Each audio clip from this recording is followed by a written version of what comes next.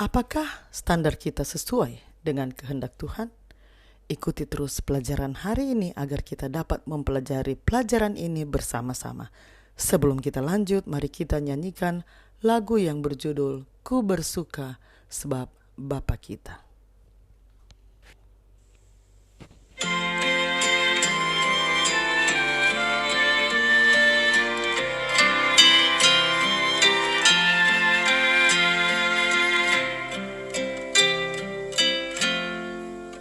Bersuka sebab Bapa kita dalam Alkitab nyata kasih-Nya, kebenaran terdapat di situ, dan hal Yesus yang mengasihiku. Ku bersuka sebab Yesus kasih aku. Bersuka sebab Yesus kasih kepadaku. Mari kita berdoa. Bapa kami dalam kerajaan surga, terima kasih untuk kesempatan yang Engkau berikan untuk kami dapat mendengarkan sebagian dari firman-Mu. Isilah kami dengan Roh-Mu yang suci, agar kami dapat mengerti apa yang Engkau inginkan kami pelajari hari ini. Dalam nama Yesus kami sudah berdoa. Amin. Pelajaran Sekolah Sabat, Selasa 21 Juli 2026. Pelajaran yang keempat di triwulan yang ketiga. Judul pelajaran Sekolah Sabat kita untuk hari ini adalah Melindungi Identitas Jemaat. Dalam 1 Korintus 6 ayat 1-11, Paulus melanjutkan pembahasannya tentang bagaimana orang Kristen harus mendekati masalah yang melibatkan orang-orang di dalam jemaat. Bacalah 1 Korintus 5 ayat 3, 12, 13 dan 1 Korintus 6 ayat 1-13. Apakah yang coba diajarkan Paulus kepada jemaat Korintus dan kita? 1 Korintus 5 ayat 3, 12 dan 13. Sebab aku sekalipun secara badani tidak hadir, tetapi secara rohani hadir. Aku sama seperti aku hadir. Telah menjatuhkan hukuman atas dia yang telah melakukan hal yang semacam itu. Sebab dengan wewenang apakah aku menghakimi mereka yang berada di luar jemaat? Bukankah kamu hanya menghakimi mereka yang berada di dalam jemaat? Mereka yang berada di luar jemaat akan dihakimi Allah. Usirlah orang yang melakukan kejahatan dari tengah-tengah kamu. 1 Korintus 6 ayat 1-13. Apakah ada seorang di antara kamu yang jika berselisih dengan orang lain berani mencari keadilan pada orang-orang yang tidak benar dan bukan pada orang-orang kudus? Atau tidak tahukah kamu bahwa orang-orang kudus akan menghakimi dunia? Dan jika penghakiman dunia berada dalam tangan kamu, tidakkah kamu sanggup untuk mengurus perkara-perkara yang tidak berarti? Tidak tahukah kamu bahwa kita akan menghakimi malaikat-malaikat? Jadi apalagi perkara-perkara biasa dalam hidup kita sehari-hari. Sekalipun demikian, jika kamu harus mengurus perkara-perkara biasa, kamu menyerahkan urusan itu kepada mereka yang tidak berarti dalam jemaat? Hal ini kukatakan untuk memalukan kamu. Tidak adakah seorang di antara kamu yang berhikmat yang dapat mengurus perkara-perkara dari saudara-saudaranya? Adakah saudara yang satu mencari keadilan terhadap saudara yang lain dan justru pada orang-orang yang tidak percaya? Adanya saja perkara di antara kamu yang seorang terhadap yang lain telah merupakan kekalahan bagi kamu. Mengapa kamu tidak lebih suka menderita ketidakadilan? Mengapakah kamu tidak lebih suka dirugikan, tetapi kamu sendiri melakukan ketidakadilan dan kamu sendiri mendatangkan kerugian, dan hal itu kamu buat terhadap saudara-saudaramu?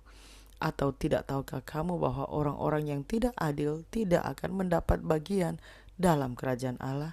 Janganlah sesat. Orang cabul, penyembah berhala, orang berzina, banci, orang pemburit, pencuri, orang kikir, pemabuk, pemfitnah, dan penipu tidak akan mendapat bagian dalam kerajaan Allah.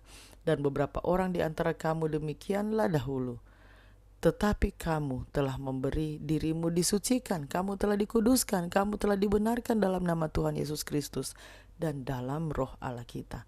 Segala sesuatu halal bagiku, tetapi bukan semuanya berguna. Segala sesuatu halal bagiku, tetapi aku tidak membiarkan diriku diperhamba oleh suatu apapun. Makanan adalah untuk perut dan perut untuk makanan, tetapi kedua-duanya akan dibinasakan Allah. Tetapi tubuh bukanlah untuk percabulan, melainkan untuk Tuhan, dan Tuhan untuk tubuh. Kata Yunani pragma dalam 1 Korintus 6 ayat 1 yang diterjemahkan sebagai perkara dalam terjemahan baru adalah istilah umum yang berarti sesuatu.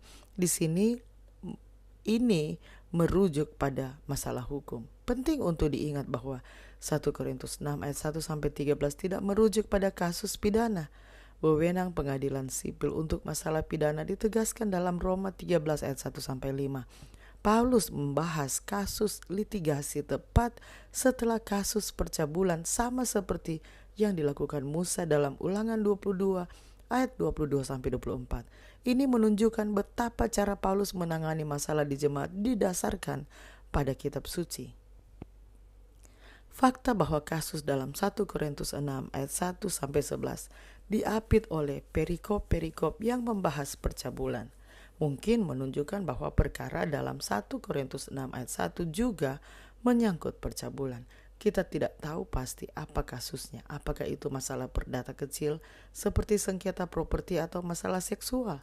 Apapun pragma itu, pada akhirnya Paulus tidak senang melihat anggota jemaat membawanya ke pengadilan sipil.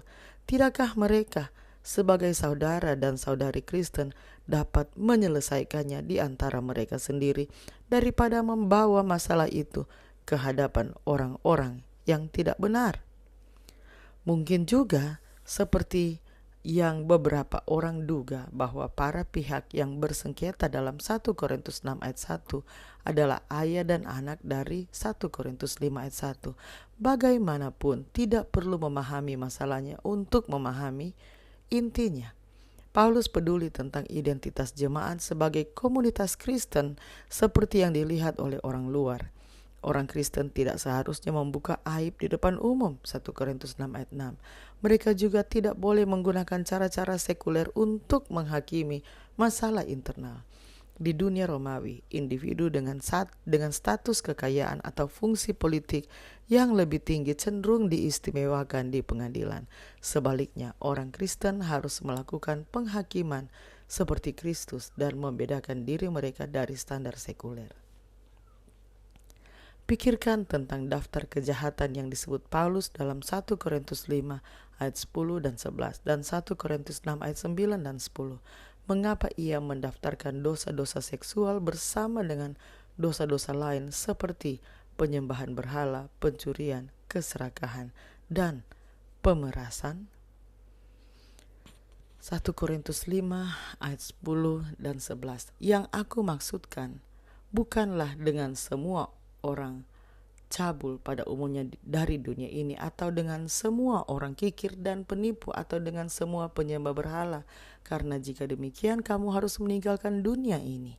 Tetapi yang kutuliskan kepada kamu ialah supaya kamu jangan bergaul dengan orang yang sekalipun menyebut dirinya saudara adalah orang cabul, kikir, penyembah berhala, pemfitnah, pemabuk, atau penipu. Dengan orang yang demikian janganlah kamu sekali-kali makan bersama-sama.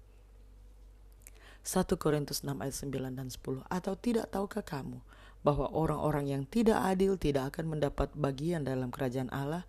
Janganlah sesat. Orang cabul, penyembah berhala, orang berzina, banci, orang pemburit, pencuri, orang kikir, pemabuk, pemfitnah, dan penipu tidak akan mendapat bagian dalam kerajaan Allah. Mari kita ikuti lanjutan lagu tadi sebelum saya tutup dalam doa.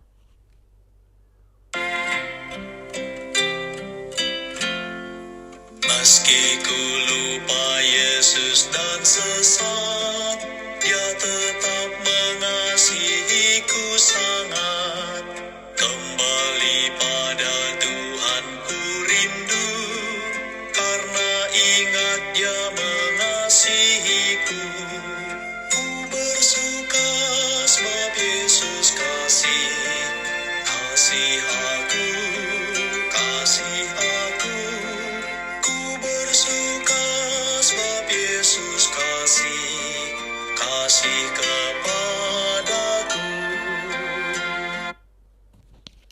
Mari kita berdoa. Bapa di surga, kami memuji Engkau karena Engkau adalah Allah yang mengasihi kami. Terima kasih untuk pelajaran hari ini, di mana kami dapat diingatkan bagaimana melindungi identitas jemaat kami. Terima kasih ya Tuhan untuk pelajaran hari ini yang menuntun kami untuk dapat mengikuti petunjuk-Mu dari kitab suci. Bagaimana menangani permasalahan di dalam jemaat tanpa melibatkan orang lain di luar jemaat yang seperti menunjukkan aib dari jemaat kami. Tuhan, ampunilah kami jika kami telah melakukan hal seperti ini di waktu yang lalu. Tuntunlah kami ya Tuhan, agar dengan kerendahan hati dan ketergantungan kami kepadamu, kami dapat dituntun untuk membuat keputusan yang sesuai dengan kehendak-Mu setiap kali ada masalah di antara kami. Kasih-Mu menuntun kami. Terima kasih ya Tuhan, karena Engkau akan terus bersama dengan kami. Dalam nama Yesus kami sudah berdoa. Amin.